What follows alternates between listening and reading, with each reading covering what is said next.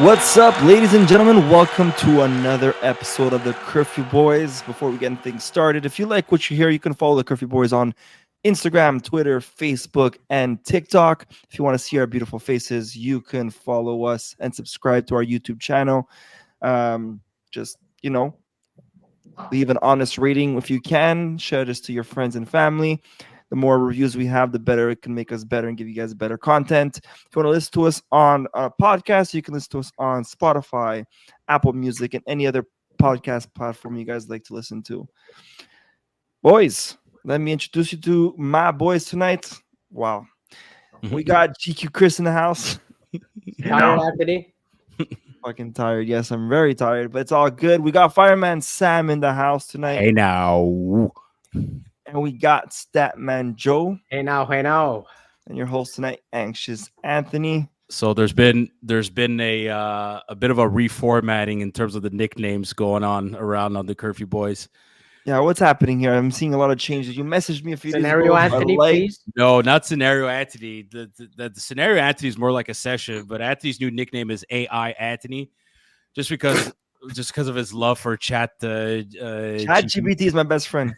And I think Anthony, well, because of my work, I probably use it more. I talk to robots all day and I go crazy. I think I use Joey, it you shouldn't be laughing because you got a new name and it's called the fucking Gym Selfie Joey. more. Okay. Jim Selfie Joey. Okay, I like it. We'll leave it to the fans if you got to do this part of the episode. Joey's been inspiring others to, Be healthy, go to the gym. Healthy, go to the gym. Be active. Be active. Whichever. Hey, you know what? Whichever way you want to put it, bettering yourself mentally, physically, however you want to call it. So Joey's been showing himself and his gym activities and his half range of motion reps. Half range. That's an insult. I'm just joking, Joey. I'm just joking. We'll leave it to the fans. Do we keep Joey as Statman Joe or Jim Selfie Joe? I really like the Jim Selfie Joe. The more I want to hear this, Sam. What were you gonna say? The one time what? Just that one squat you did where you it was probably my last one. I didn't go all the way. Yeah, that's soccer and tennis hips for you. It gives out after a while. I understand. Yeah. Trust me, I understand. No, good on you. I want to hear more about ChatGPT Anthony because I know I'm kind of jealous. That's my best friend too. I use it because I work in AI. I work as an AI engineer. So too bad. We'll ask the fans. You give this nickname to AI Anthony. If you use AI it, Anthony or Jim Selfie Joey. We're keeping GQ. I'm keeping GQ for life. That's gonna be for life. Fuck, we'll have a conversation about this. Definitely. I talk to AI all day now. I talk to that more than humans. So I don't know where my brain's going to, but yeah, that's unfortunately my job, and that's what I do. I'd rather talk to dogs than humans, but as part of my job, so if I need to get paid, I have to. Do it for the money. Just make sure Skynet doesn't fucking take over and bomb us and kill us all, okay? No, we're gonna get replaced soon. Yeah, I know that. I've watched The Matrix. I've watched Terminator. It's pretty soon. AI robots are gonna save humans from fires, Sam. So sure, maybe if that reduces my chance of getting killed or getting cancer in the long term, yeah, no problem. But still, it's a scary thought. The transition is going to be Sammy operating drones because you need that logic. Okay, what am I applying in this situation? What's doing that? So Sammy might become a fire drone operator eventually. Dude, we laugh, but anyways, not to get into that topic, but a lot of drones are being used to assess. Have a good aerial view of any emergency situation, any train derailment, any explosions, hazardous material spills, at a major level. Drones are being used more and more. So yeah, maybe my job's on the line. So hopefully this podcast will replace my salary. Pretty soon it's gonna replace us on the Curfew Boys. Yeah, no kidding. And they're gonna be able to give out stats more than you. Give out thoughts more than us about Demidov. It's getting picked at Slavkovsky's extension. How I see it, and then we'll cut this conversation and get right to business. ChatGPT will not replace humans. No, it's the smart people who know how to use ChatGPT and AI. We're gonna get rich and smart. But Until then, I don't say this often, but Anthony is right. You use it well. July 8th, 2024, 9:14 p.m. This is what you know. Anthony is right. This is when you know the doomsday clock has started and something bad is about to happen. Hey, before we get to our Habs, beloved Habs, to our listeners out there, some good content coming your way. We have a Curfew Boys dinner Friday night, so we might post some funny clips of us being together. So stay tuned Friday night. Maybe we'll go live. Who knows? We're gonna go to an Italian restaurant here in Montreal, and it'll be a nice dinner that we haven't had in a while. I'm excited for that because I haven't had a sub sandwich from that place since the age of I'd say give or take 9 or 10 years old. We'll see. That Bologna in Montreal North. We'll be there. Oh, can't wait. Watch, we have a bunch of followers and fans. Italian restaurant. You never know. Who would have thought? We'll be doing better than the Italy soccer team. So, anyways. Yeah. And then next Monday, we are going to a very good fundraiser for the Liam Foundation with Chris Nyland. That's going to be great. You know, we're going to be there to support them, and we'll share some content of that night as well. So a lot of good stuff coming your way to all our listeners and fans out there. But we're not there yet. We're now here. Oh, guys, what you guys? I know we were live for the draft, but after a couple of days later, what do you guys feel? Reactions. The reactions. The feeling. I mean, this is how excited I am. I hung out with Chris on the weekend in Sandbanks National Park in Prince Edward County, Ontario, and I'd say a good third or half of the time, we were just talking about how this draft might have changed. I don't want to go if it changed the rebuild, but it's literally accelerated. Well, listen. Will I use the word accelerated? Probably. I've said it from the beginning that this draft will be the deciding factor if this rebuild is, or in other ways of saying this, if the management was going to make or break this rebuild. And I truly believe the selection of Ivan Demidov at number 5 solidified that rebuild. And with the type of player that we got, the potential, the extremely high potential that he has, Chris mentioned that lots of scouts, lots of NHL analysts out there were saying he's the second best talent in that entire draft after the first overall pick of Macklin Celebrini to the San Jose Sharks. Sam, you know what? Offensively, he's even touted to be not to be, but scouts could say he can have more talent offensively than Macklin Celebrini. Celebrini is probably just better all around, which what we need is more offense rather than two ways. Well, that's the thing. But I mean, in terms of maybe having that actual elite forward to be in the top 6, it looks and sounds like he's the one. And it's taking nothing away from Suzuki, from Caulfield, from Slavkovsky, maybe even Kirby Doc. We see the potential of Slavkovsky just at the age of 19, 20 years old, what he's done in just his second year in the NHL, not even 150 games in. But I think Ivan Demidov has the potential of being the actual best forward on this Montreal Canadiens roster in going into this rebuild. And it's beyond exciting. I think Habs fans everywhere are not over it. I think it's I could call it a honeymoon phase, what you will, but he's still being talked about. There's still people out there watching highlights and clips of him, and all this is because of the shocker from both Chicago and Anaheim, right? I didn't expect Chicago to go pick a defenseman, especially after last year getting Bedard. I had thought that Chicago was gonna do repeat history, the Patrick Kane and Taves, the dynamic duo. So going Demidov was that dynamic duo, Bedard and Demidov. But Chicago tried to get the 4th overall pick. Good point. Yeah. Did you see what they offered? Yeah, apparently they were very close. They were offering an unprotected first, I think, plus more next year. And Chicago is going to be a bad team. An unprotected first could have been top 3 next year. They were offering that for the 4th to get Demidov.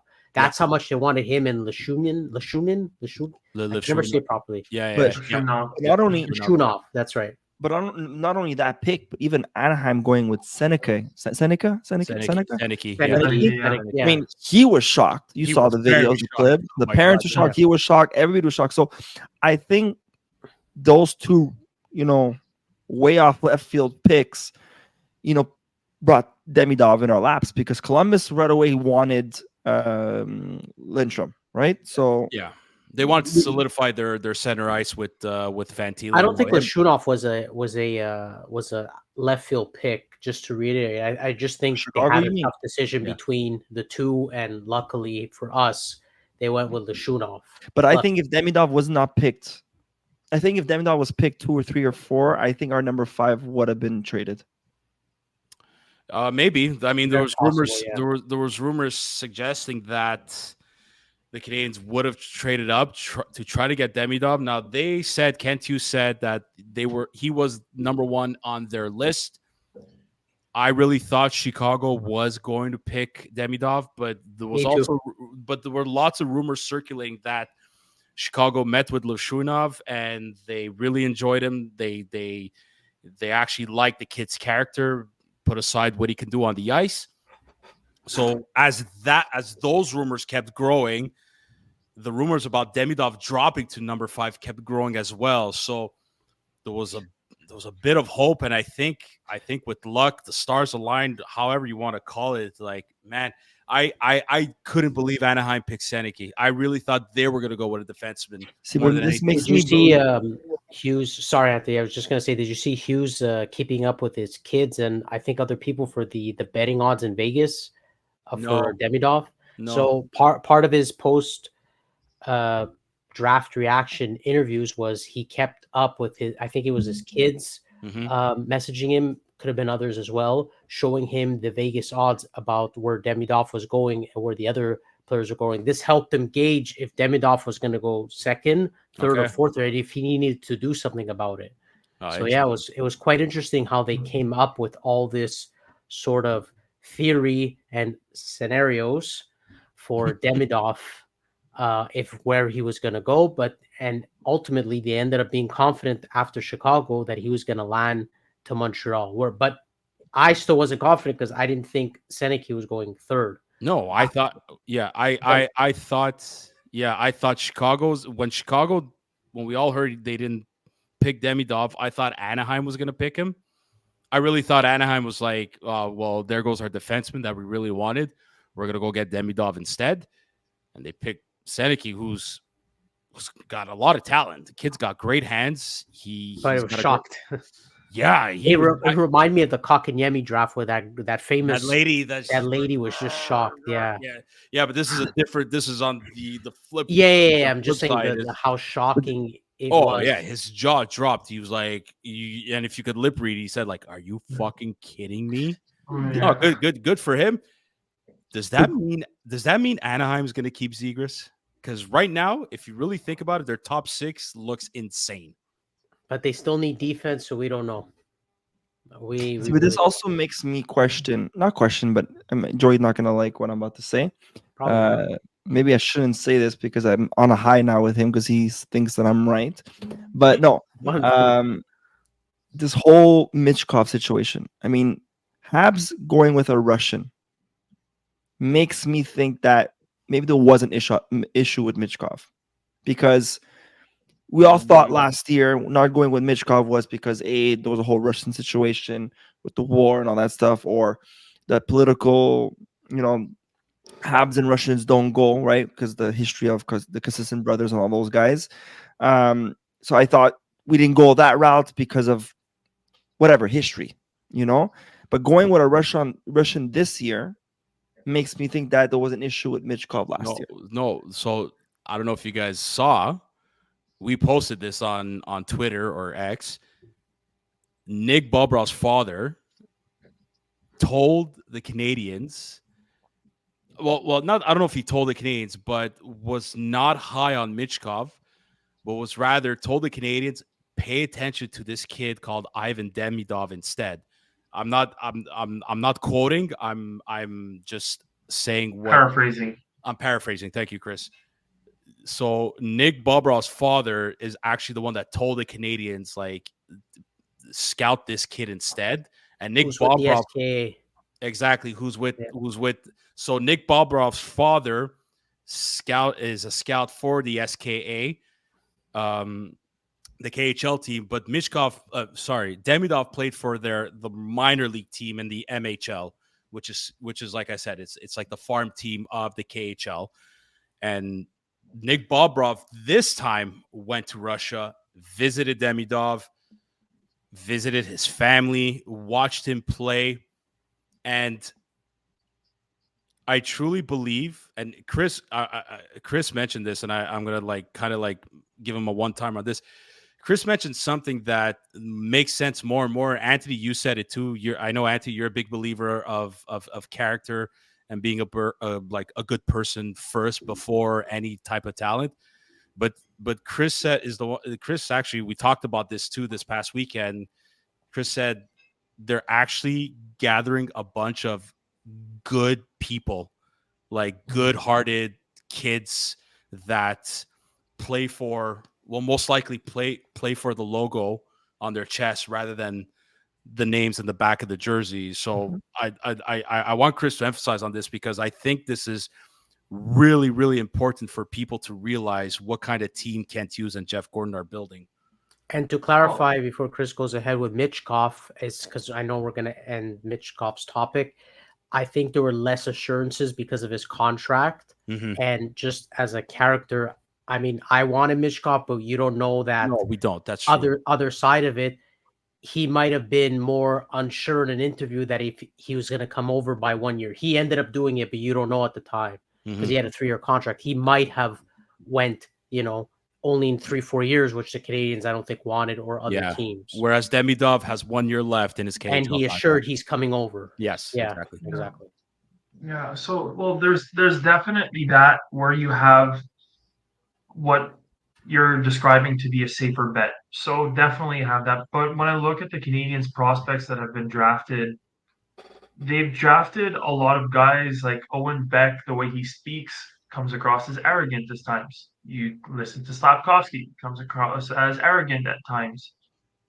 Slavkovsky, I think it's more of a question of he's maybe a little bit uncomfortable with the English language. So I think just comic relief to kind of alleviate the situation and facilitate himself speaking. But at the end of the day, like, it's moment when you see David Reidenbacher signing his contract and calling his parents with tears in his eyes, and like that, the overwhelming feeling at the end of the day, just to make a long story short, is that the grouping of players that they are assembling seem to be confident, yet very respectful, humble, and team-oriented individuals. And I genuinely think it's going to tie right into, I think, the next subject.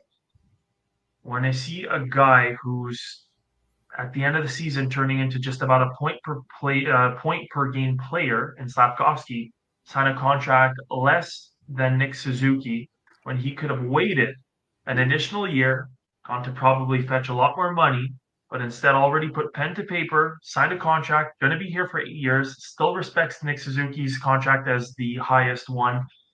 Everything altogether is just this team. There are just more and more and more signs of a grouping of very young individuals coming together for a common goal and putting their own personal interests as a secondary matter.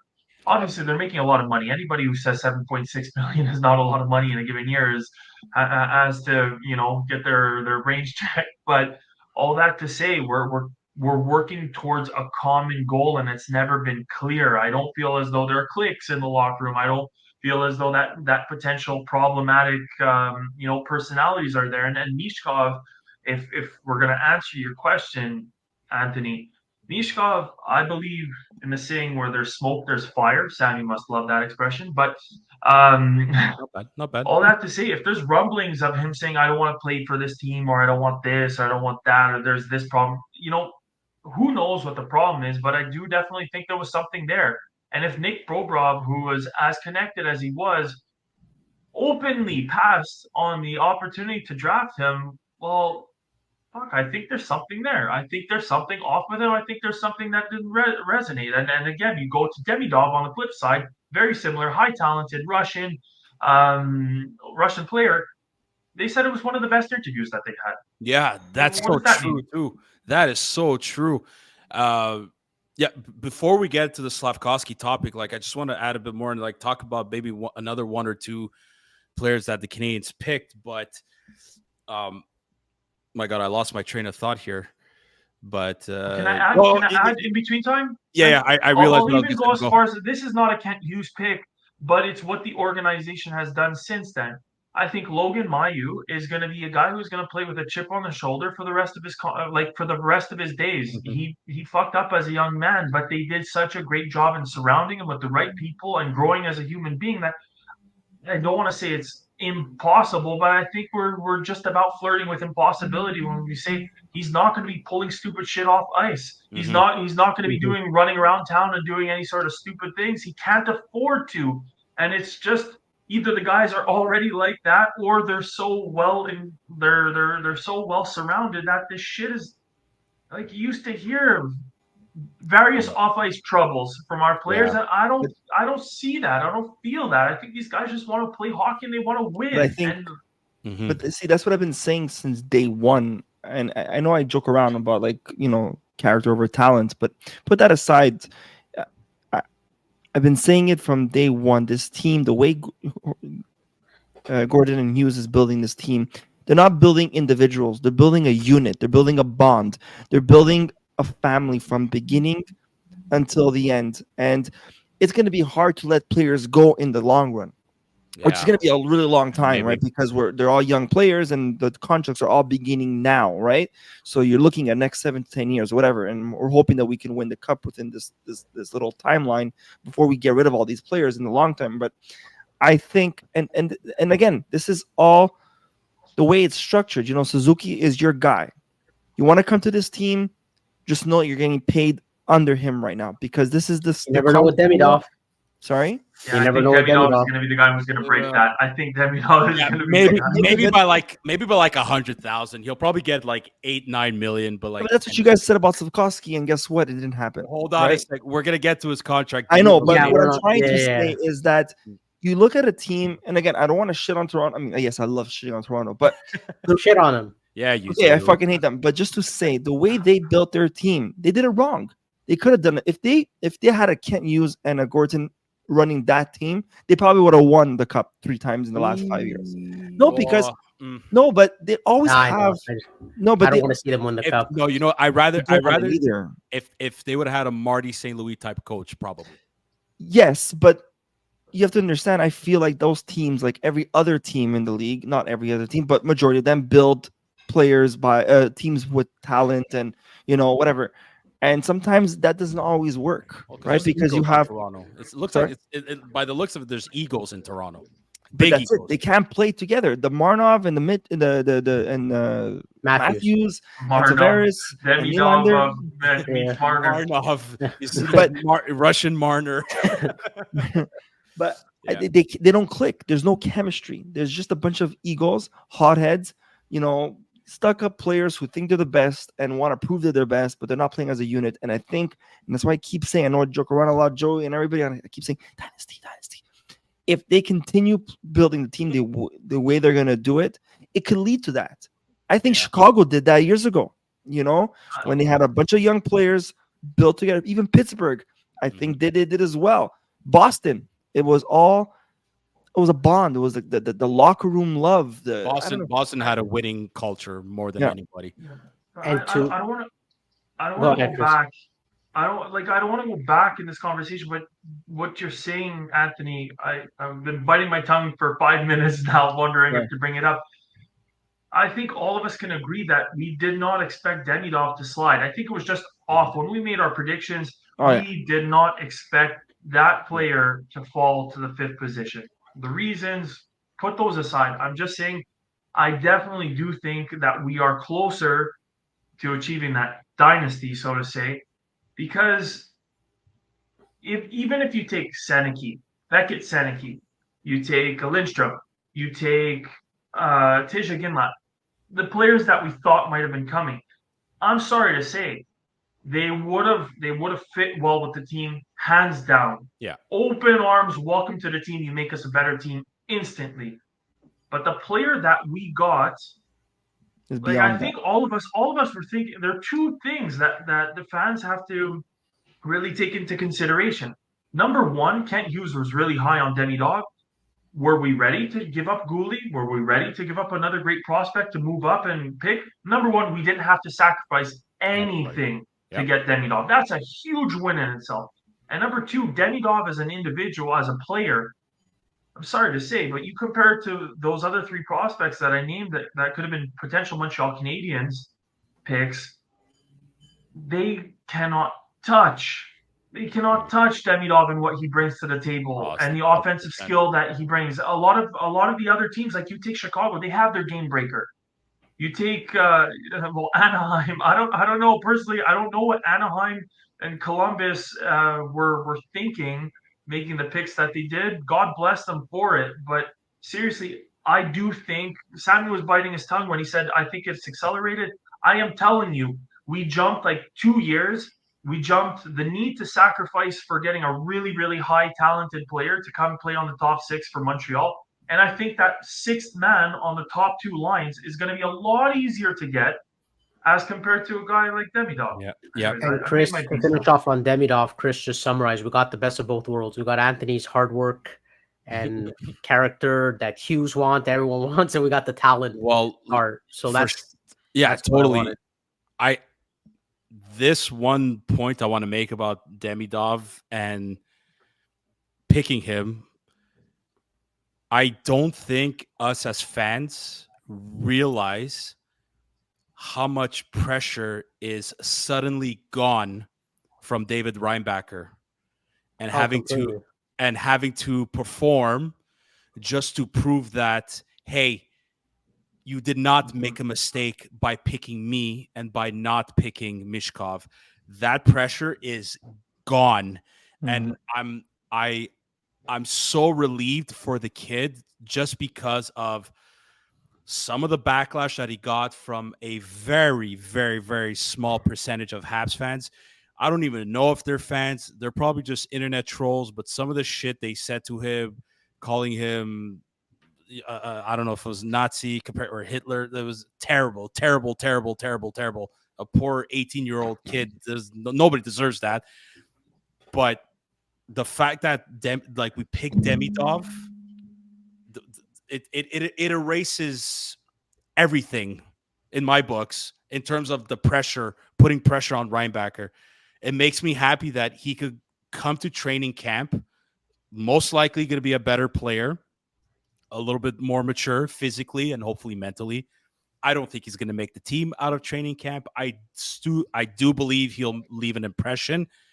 He's going to go to Laval. He might be, I'd say, either the number 2, maybe. Depends if Logan Mayou's still there. Depends if William Trudeau's still there. It depends. There's so many factors. I do believe Reinbacher's going to Laval. And by picking Demidov, he could go to Laval, focus on his game, take your time, and it's to me, I that's like the tip of the iceberg is just celebrating that we have a potential elite talented forward.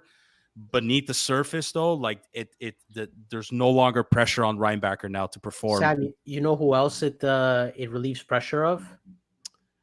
I talk about a forward. No, not just a forward. Kent Hughes himself.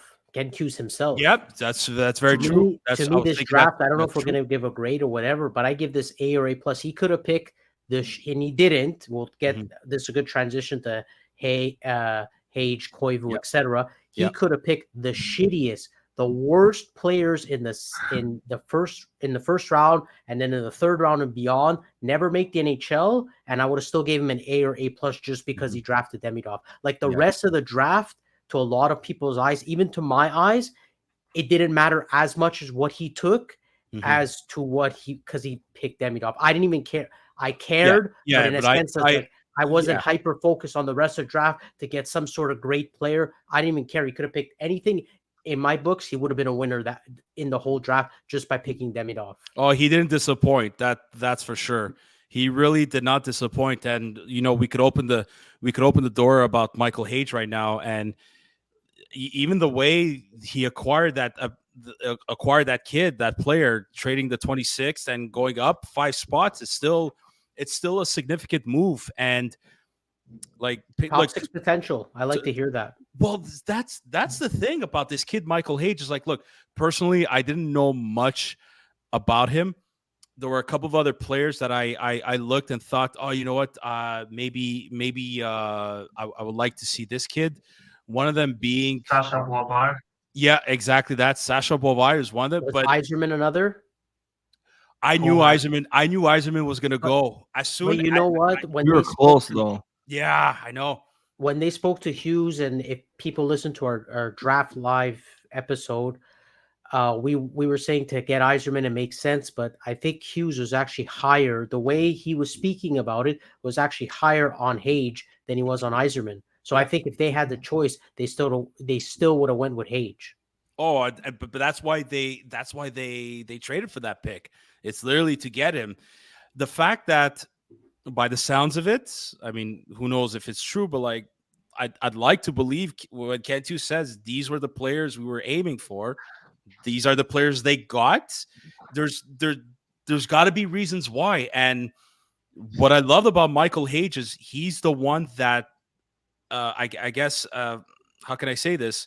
Like the second half of his season, the one that progressed the most, or at least one of them that progressed. A lot of players were probably like a lot more consistent entirely throughout the season, putting up points at 1 point a game, 2 points a game.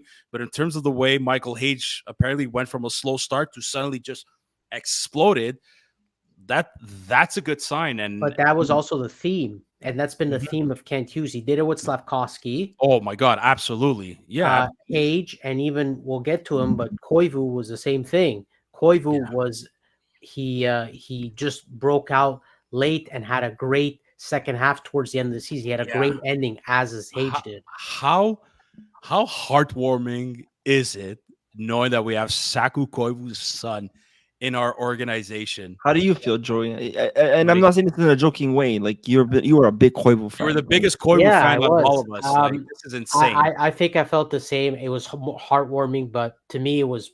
I mean, just Saku was different because I know it's going to be hard for Aathos to like maybe make the team, so we may not see him. So there's going to be no attachment. I think it was nice. But we'll see how he can be to make the team. What if he becomes the next Sebastian Aho? No. I'm just saying. He doesn't have the potential, but if he can make the team as a third-line center, two-way, and be hardworking as his dad, I mean, I would. If he makes the team, is he worthy of a number 11? No. Compared to what we have now? I've wanted Demidov, my friend. Don't do that to Anthony. What we have now at number 11, he who will not be named, anybody is worthy. Hey, he got married this weekend. Congratulations, Brendan Gallagher. Congrats, Brendan. Wedding. Those pictures were awesome with former and current teammates. So. No, I'm making a joke, but if Koivu can, end up being a third, fourth line center for Montreal, amazing. I still remember, and I don't want to ever bring this up in a negative way, but when Saku had cancer and all the times he was there, and his son, you could see his son. Yeah. You could see his son, like, just as a kid back then. Yeah, I remember those times a lot, and it's crazy how he drafted him. I hope he makes it. I hope he makes it to or even the Saku appreciation night when Markov came out. We saw his son there. Like, man, it's crazy. It's like literally going through a time machine. And the one thing, Joe, you're mentioning is like third line center, and it's like I think the Canadiens really wanted to solidify their like the depth at the center ice position, because right now, obviously Suzuki's number one. Kirby Dach stays healthy, has the potential of being the second line centerman. Sometimes they may alternate. Anyways, but right now you have Owen Beck. Now you have Michael Hate coming in. You still have Oliver Kapanen, who's, somewhat turning heads. Maybe Koivu's son.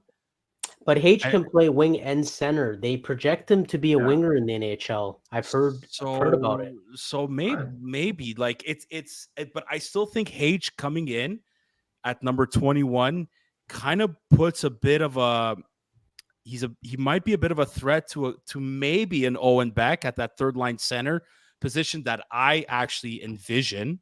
I envision Owen Beck being a third line centerman on this team once Dvorak is gone. One more year. But you know what I mean? But I think Hage could maybe take that spot if he really develops his game in college at the center ice position. He might even be a threat to someone like Philip Machar, who was picked at 25, 26 in the Slavkovsky draft. You know what I mean? So this is what we call a good problem to have. It's beautiful to see. Like Owen Beck is going to be in Laval next year. Philip Machar is going to be in Laval this year. But like those two, I think they know in the back of their minds, like, shit, this guy maybe be a threat. Like this is what it is. Like Marty St. Louis' famous saying, you need to earn your, you need to folks put out that ice. Like you need to earn your seat in the team. Can I throw a crazy curveball? And this goes against everything I've been saying since day one about the vision of this team and stuff. But someone brought this up yesterday. I was at an event yesterday, and I was talking to a friend of mine, Joe. You know him. And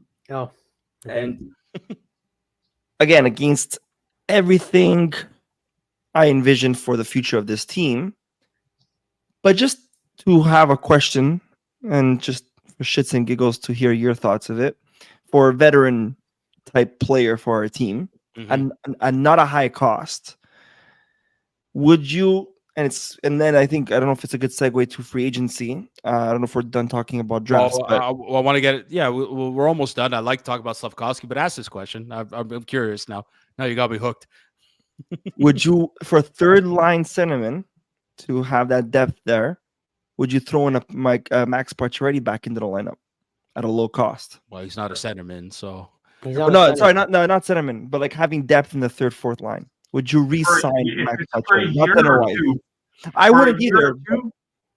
For a year or two on a dirt cheap price, like I'm talking just to add some veteranness, and because he can still score goals. Yeah, like I said, not more than 2 years and not more than 3 million. I wouldn't either, but it was just a question that was brought up. I just think he's too damaged, and I understand the point of the discussion. Yes, veteran leadership is extremely important. I believe in that.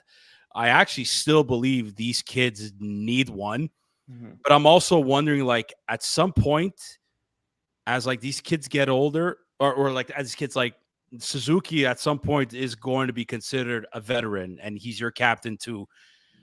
I don't know about Josh Anderson, how long he's going to stay. Brendan Gallagher is a veteran. He's got a no movement clause, so I don't see him going anywhere, but that contract still hurts. So we know. Can we buy it out next year? I think as of next year, you can buy it out. You could buy it out whenever team could buy it out whenever they want. But after next year's 1 year left, no? Next year. No, he's still got 3 years. He's got 3 years after, Yeah, he's got another 3 years. Who has one? Is it Price next year that's one then? Price has 2 years left. Yeah. Yeah, but as of next year, it's going to turn into one, right?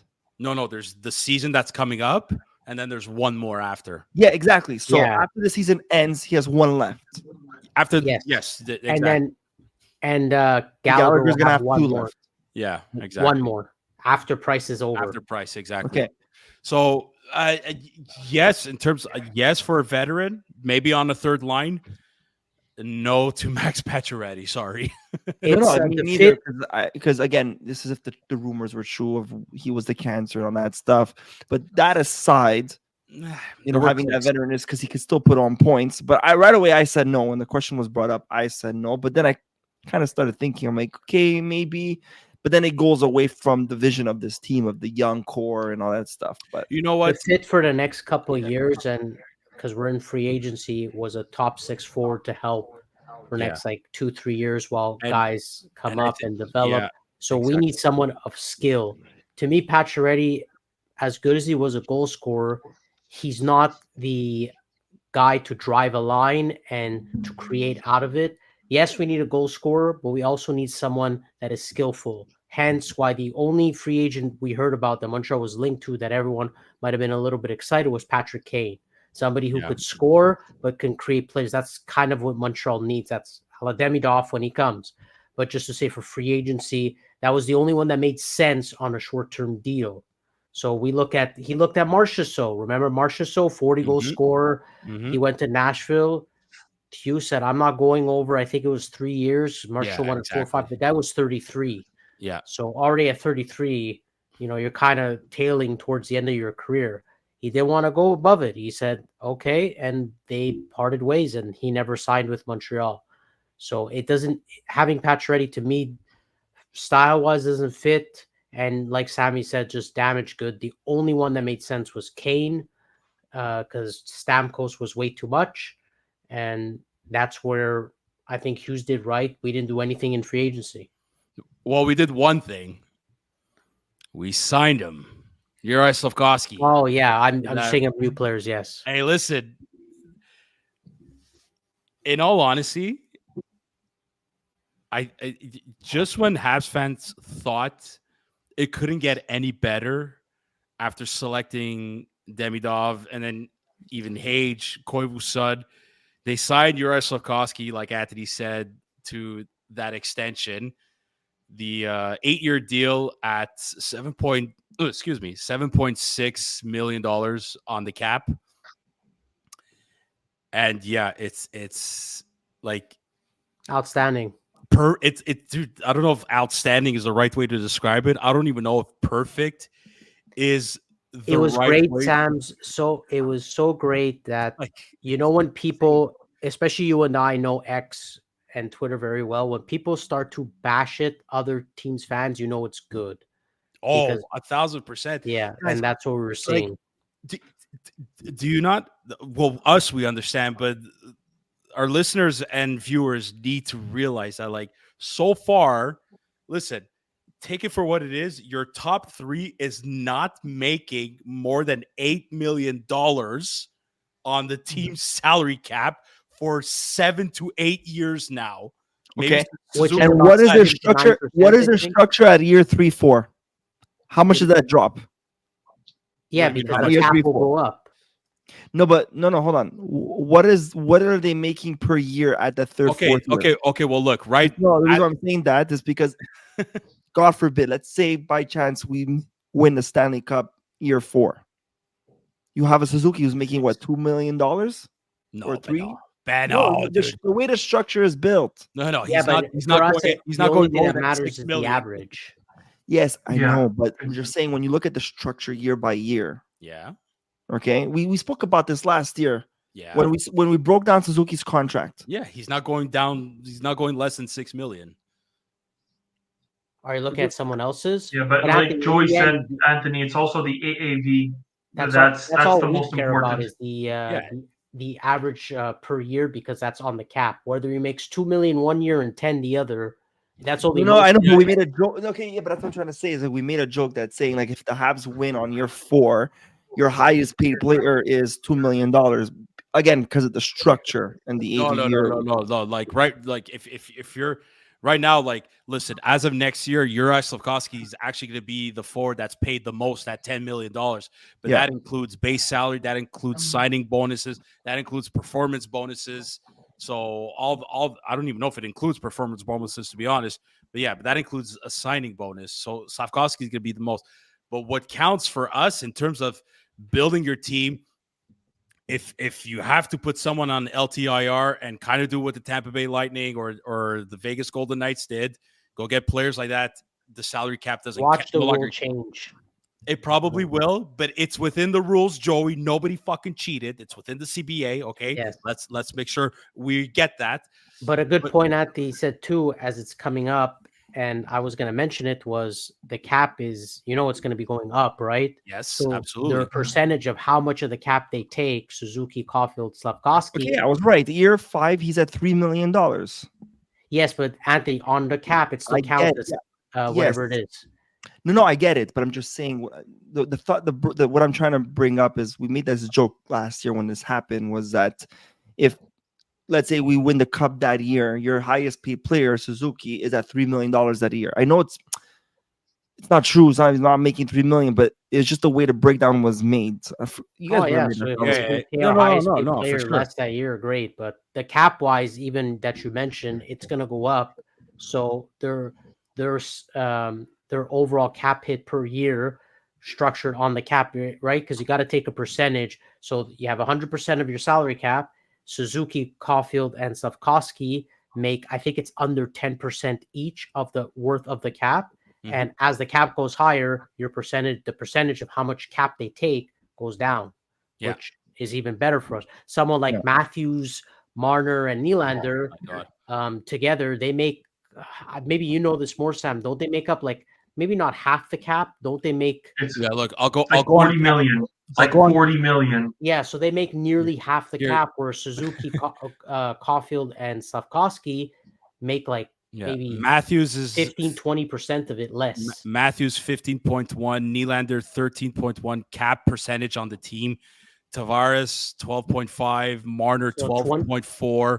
Only Morgan Riley's at 8.5 percentage, right? And so 15-13 is 28, and just add Tavares. And 28, 38, 42. That's, you're nearly at half with 3 players. And then you have hold on, 1, 2, 3, 4. Morgan Riley's 5th most. The 6th is Tanev. That stupid contract. That is a fucking garbage contract. Fuck you, Toronto. You deserve that contract. Anyways, man, but like most importantly, I think is what Slavkovsky said in his press conference, saying, I really want to stay here because we're building something extremely special together, in his broken English, but it was perfect anyways. And it's true, Anthony, man.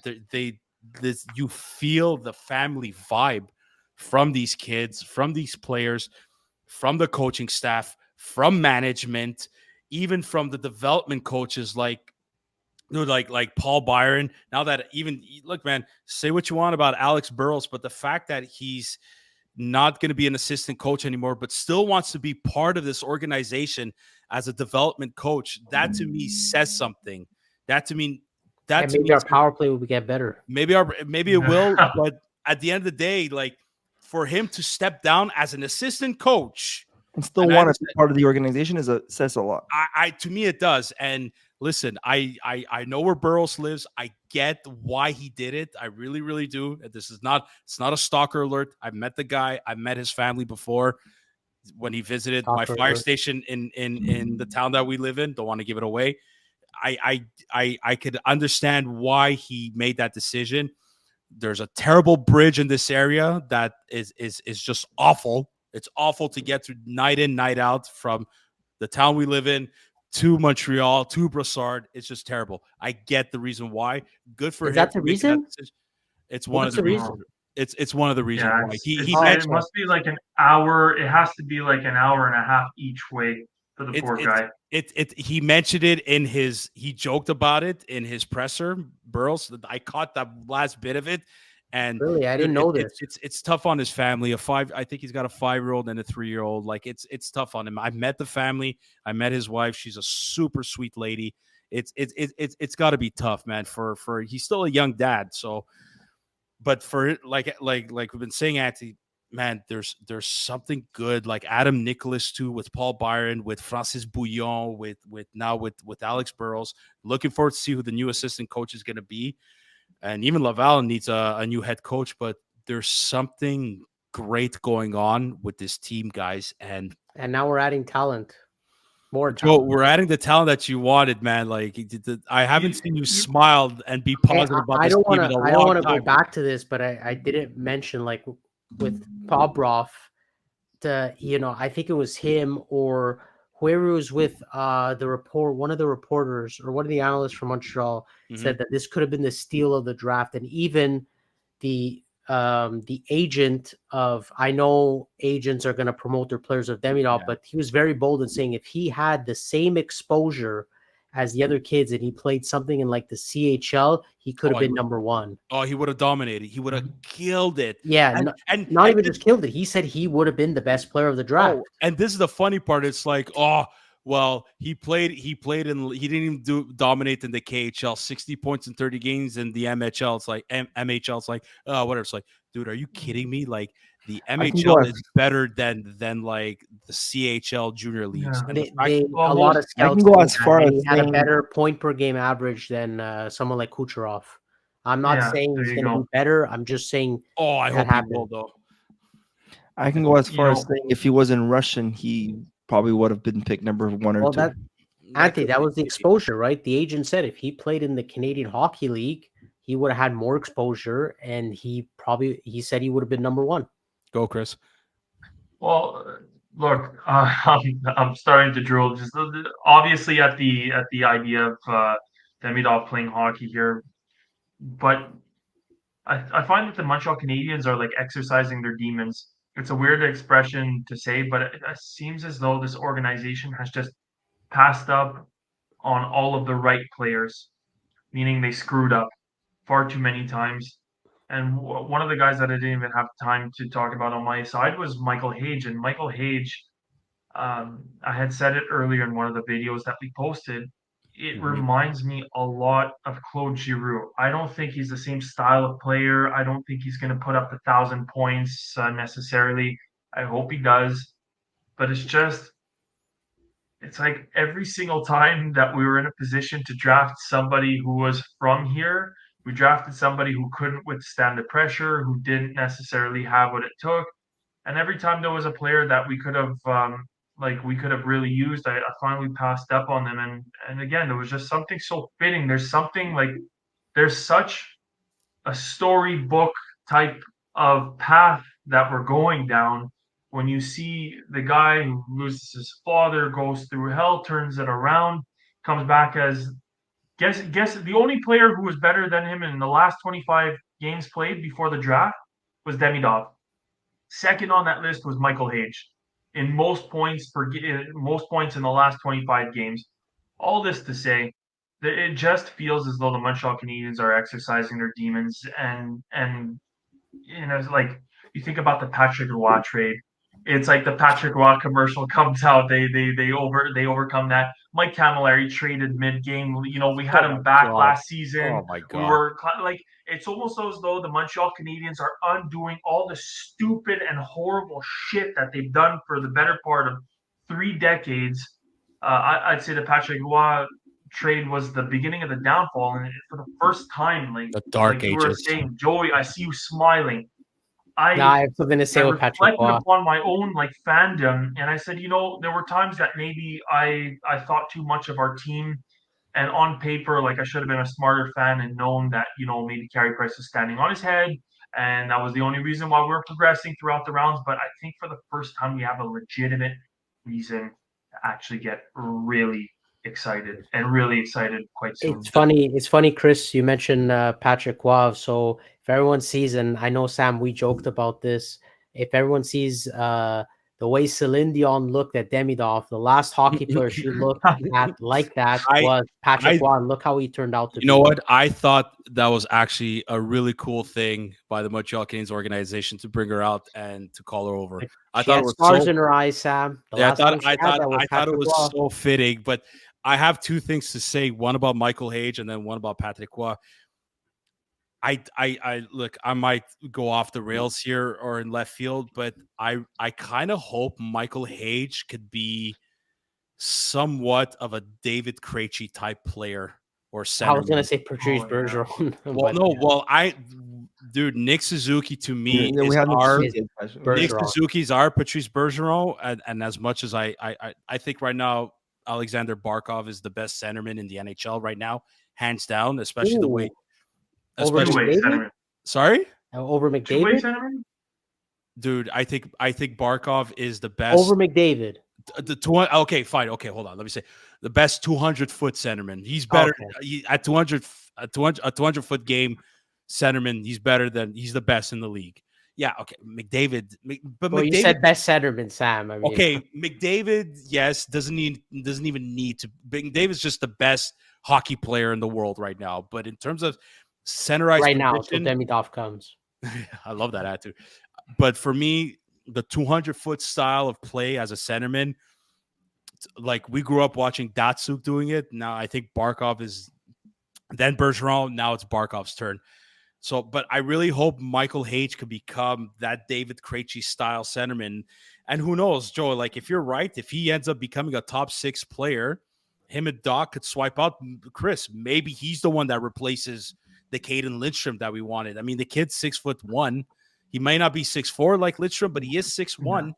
So did you see what he did at camp? Did you see how he cuts? He makes me think you guys are saying Krejci this. He skates a lot like a Jack Eichel. I know Joey is not Jack Eichel, but he skates a fuck ton like him. It's so true. He loves Jack Eichel. He wants to model his game after. Oh my God, Joey! Did we draft Kucherov and Eichel? Is that who we? Where's Zook when we need him? Jizz. So we just drafted Kucherov and Eichel. So that's one thing I want to say. Now back to the Patrick Roy and Chris. The rookie camp, the development camp for the players that got drafted this year and last year, except for Reinbacher, were at this camp. Michael Hate's goal was brilliant. Jacob Fowler, I love his new mask. Yeah. Oh yeah, the Patrick Roy mask. Patrick Roy ode to Patrick Roy's mask. Guys, I think Jacob Fowler. Look, okay, I'm not gonna go as far as say that Jacob Fowler is the next Patrick Roy. Like, no, not even close. He's our next number 1, Sam. He's gonna be our number 1. But what he has that Patrick Roy attitude that like you're not gonna fucking beat me. You're not gonna fucking put a puck behind me. He has that attitude. He seems to have the calmness of Price. But if he has the calmness of Price, but with the attitude of Patrick Roy, that's dangerous. And the compete of Patrick Roy. Dude, to me, that's dangerous. And Chris, earlier when you first started talking in this episode, you said it could come out arrogant, but there's a confidence and good person behind that. Dude, like you said Slavkovsky, you said who else? Owen Beck. You said Owen Beck. Dude, Jacob Fowler is right up there, man. He's not cocky at all, but he's so confident. He's like, I know I'm good. I know what I can do. And I know I'll do everything in my power that you don't fucking beat me. There's no way in hell you're going to put a puck. Like, I literally think he might quote Patrick Roy without even realizing it is like, guys, just get one goal for me. And I promise you nothing else is going to get past me. And that's exactly what Patrick Roy ended up doing. And that's exactly why they ended up winning the cup in 93. Sam, when can you see him in Montreal? He's got one more year in college. Then I guarantee you they're going to offer him the contract. Okay, but Montreal what did Canadiens, not Laval, not developing. No, Montreal. Dude, guys, Caden Primo has 1 year left on his contract. At the end of that year, it's I see Jacob Fowler getting his entry-level deal. Like, I don't see he comes straight to Montreal. Absolutely, I don't see any other way. You don't think he'll go to Laval at all? I don't think so, man. It depends. Look, it depends how he does in college this year. Goalies are always longest to develop. I know, Joey, but he's winning everything in college. Yeah, for sure. Lost the Frozen Four, but my goodness, like to come so close, it means something. He's a gold medalist at the World Junior. I don't think he's going back because he's over 20. He's over 20, 21 years old. Like, I see one more year in college, and then, boom, he's signing with the Canadiens. And I really think I like Caden Primo's progression, but I still think Caden Primo's going to go. Jacob Fowler's coming in. There's no way in hell we're going to have another 3-goalie system again. You're saying that Primo is gone and not Montembeault?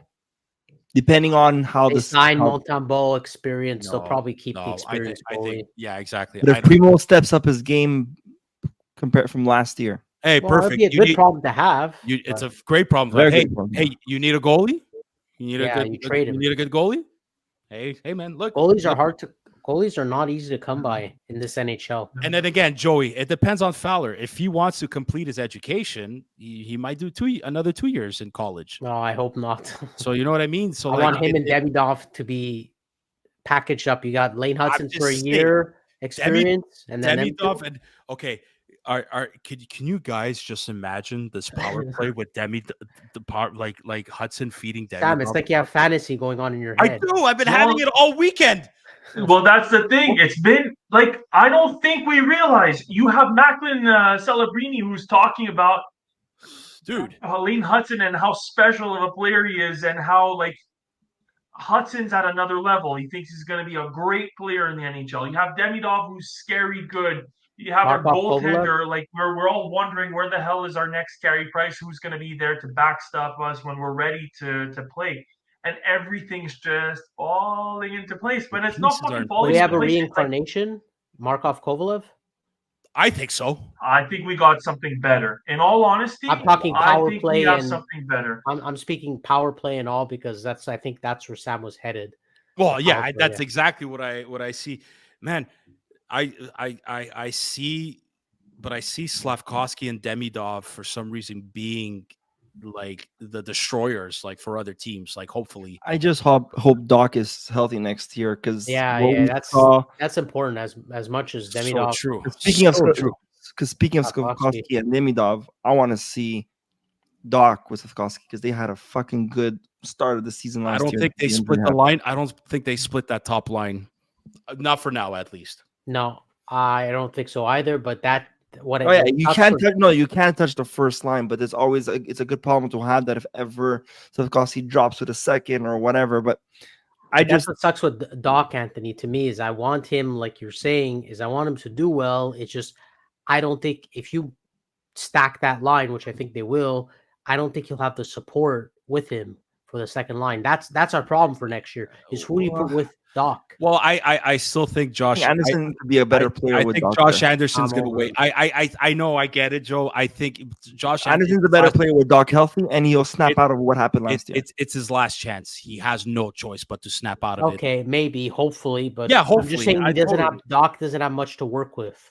I think unless somebody surprises camp and makes it out. Maybe, or they trade for somebody. They're still going to need, whether Demidov or not, they need a top six. Maybe. I don't think Anderson has that much value after last season. So I think giving him one last chance, but giving him a chance to step up, he could be a good deadline trade. Dude, maybe Newhook. I think Newhook, get him out of the center position, give him a try. Again, it's still we're still somewhat, especially for Doc. Doc, this is another unfortunate trial period. So give him Newhook on the left. Newhook doesn't. I hope he does well. It just doesn't convince me to be top six after what I saw. I like third line. He's a pest. He has amazing speed, can chip in goals, but second line. But I think, dude, the way he progressed after his injury, he was scoring goals. Like, I guess with Doc, it could make it better. I think Newhook just needs to get away from the center position, like stay on the wing. And even if he comes third line, he's the guy that, oh shit, we have an injury on the second line. Yeah, you could put him up. You could call somebody. Dude, what if Joshua Roy all of a sudden just decides to explode too? He could be another one. But like Josh Anderson needs to wake up. He has no choice. But man, that Slavkovsky signing was the best thing that happened on free agent frenzy. And as far as the Montreal Canadiens are concerned, free agent frenzy though, like I God bless Kent Hughes for not wasting fucking money on. There's still great players out there that sign. I would have been okay with Kane though, Sam. The way they're talking about it is a 1 to 2 year deal. I would have been okay with it. Yeah, yes, true. But like even the Marchessault contract, I'm happy that me too. I'm happy Marchessault did not come for that amount. And I like Marchessault. Chris wanted him, and I didn't think. I thought he was gonna ask for like 7-8 million. He got less than that. It's not the money, Sam. It's a term. Yes, but I really thought he was going to get 7-8 million for like 2-3 years. Like, still to me, that's too much. But for us, it doesn't make it. I hate to play devil advocate. I don't think that matters too much for us because the way we have so much cap that affording 7-8 million for 2 years is nothing. But you still I still think you could handcuff. You still got to sign Caden Gooley. You're eventually, like right now, we're still waiting to see what Xhekaj and Barron are getting from their qualifying offers. Yeah, I just think if it's 5 years, yes, it's a problem. If it's 2 years, I don't think it is. I think I like what Nashville did, though. I think they have the Nashville took it to another level. These guys just went full force. But back to the Habs doing nothing. This is the first time in my life as a Habs fan. Well, not in my life, maybe the last 10 years, that I'm happy that we did nothing. I complain every year that we do nothing. And I'm like, what the fuck? This is the year. We're to do something. This is the first year that I said, I hope nothing happens. And I'm happy that nothing happens. They're giving full trust to the kids. When we were younger, contracts? Did you guys not see the contracts that were given out? That was one of the worst free agencies that I have ever seen in my lifetime, with the most amount of overpays. How many? Too much. Guys were so overpaid. Guys are giving way too much. Why? I think you know why all of us are okay with what we saw, and we're like. But we're gonna do this too, Anthony and everybody. Don't get me wrong. If we're in contention. Okay, but hold on. That's what I'm going to get at. So we're going to do this too. It happens to everybody. 100%. But what I'm trying to say is that I think the reason why we're happy right now that nothing happened is I think we all came to accept the fact that we're not going to win this year or anytime soon, right? Like, I think we finally got to that point in our lives as Habs fans, because every year was like, we always have hope, even though we know it's not going to happen. We always have that hope. You know, when Benjamin came in, he's like, the 5-year plan, and all of us Habs fans always have hope every year. We could be 1 year we could be one game to be eliminated for playoffs. We have to win like 15 straight to make it. And Anthony says, we're still. I'm a victim of that type of fan, but I think we all were, and I was one of them. Every year I thought, well, this is it. I always, anyways, what I'm trying to say is that I think the last 3 seasons, when St. Louis came into the picture and Hughes took over and Gorton and all the things that we're seeing, I think especially us Curfew Boys and the majority of our fans, you see it, Sam, in our chats and our Instagram page, and I think we all come to accept that we're doing things right. We're not in a rush. When the time comes, it's gonna come. So right now, I'm not disappointed when we do nothing at trade deadline. I'm not disappointed at July 1st doing nothing. Yes, you're right, Joey. In 2-3 years, when we start becoming contenders, then yes, the July 1st might be or trade sparks, and the trade deadlines might be the sparks. But right now, I don't care. I'm patient. We are patient fans. We will. Kent Hughes is. I mean, he's no saint. He's like every other GM. He will give out an overpaid gross contract to get a cup when the time is right. It will. I think, Sam, it will happen. Yeah, but Joey, like, I'm not saying you're wrong, but like him being an agent.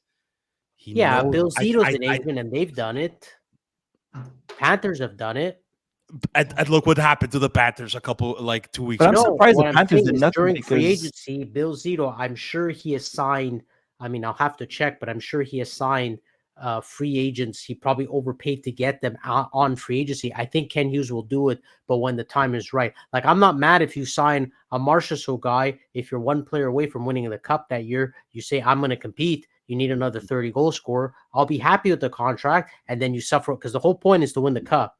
That's right. If you win the cup, like, we've complained about Gallagher's contract, Anderson's, whatever the case is. I understand that, like, 100%. Yeah. If we won a cup, trust me, I wouldn't have complained as much, because we won the cup. We almost did. We almost did. Look, well, it's true, but we never ended up doing it. So yeah. No, I hear you. It's we're going after Draisaitl. That's what's going to come down to. It's when the time is right, we'll get Draisaitl. He's got 1 year left. Chris, I hate to be the breaker of bad news, but Crosby's getting close to an extension. Yeah, I saw.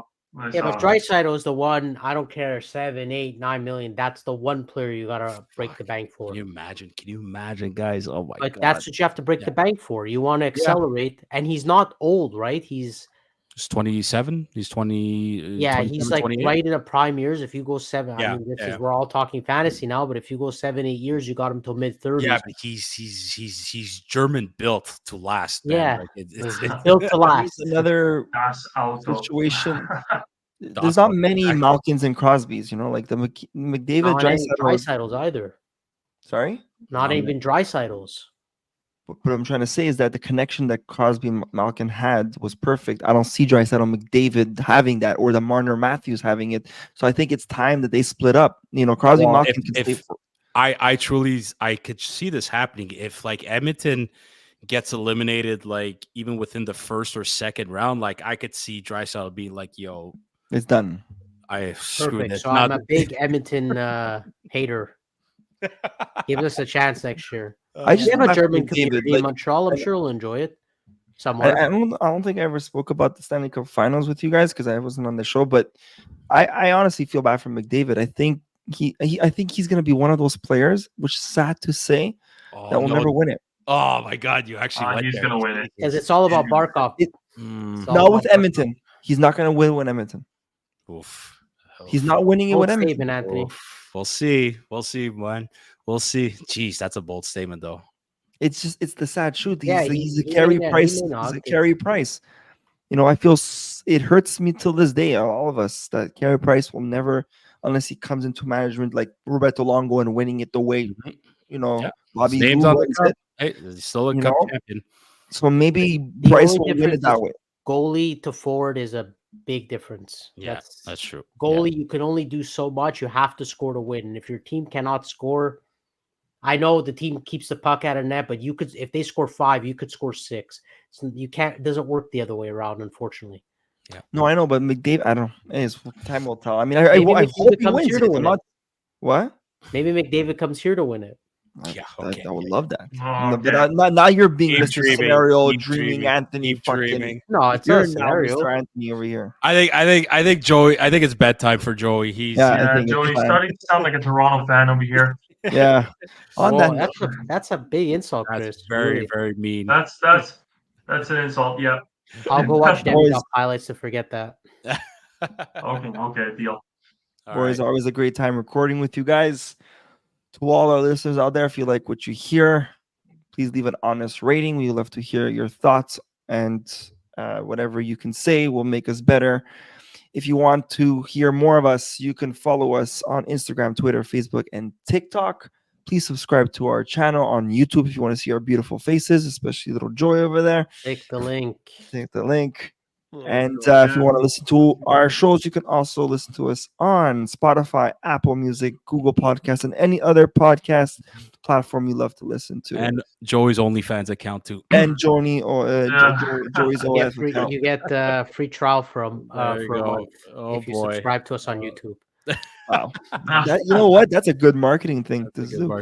Attaboy, Joey, you're learning. Guys, to all listeners, there's going to be some fun live content coming your way soon. Boys Night, Curfew Boys Night, Friday night at the Bologna. If any fans want to follow and come there, you know where it is in Montreal. Imagine me, full house. Hey, if even one fan shows up, I will be happy. Sandwiches on Anthony, submarines on Anthony. Yeah, I'll say it. If there's a fan who listens to this episode and shows up, who made it to this ending of this episode, now we're in 12 minutes in. You got to this point and show up to that Bologna that day and you say, I listened to your show, sub on me. There we go. Let's go. You're going to have a lineup of like homeless people saying, I listened to your show. Code will be Anthony Free. The code is Anthony Free. There we go. That's the code. Just walk in and yell, Anthony Free. Yeah. All right. That Bologna, Friday night, 7 p.m. If you got to this point of this episode, you're getting a free sub when you get there. Guys, until next time. Bye now. Good night.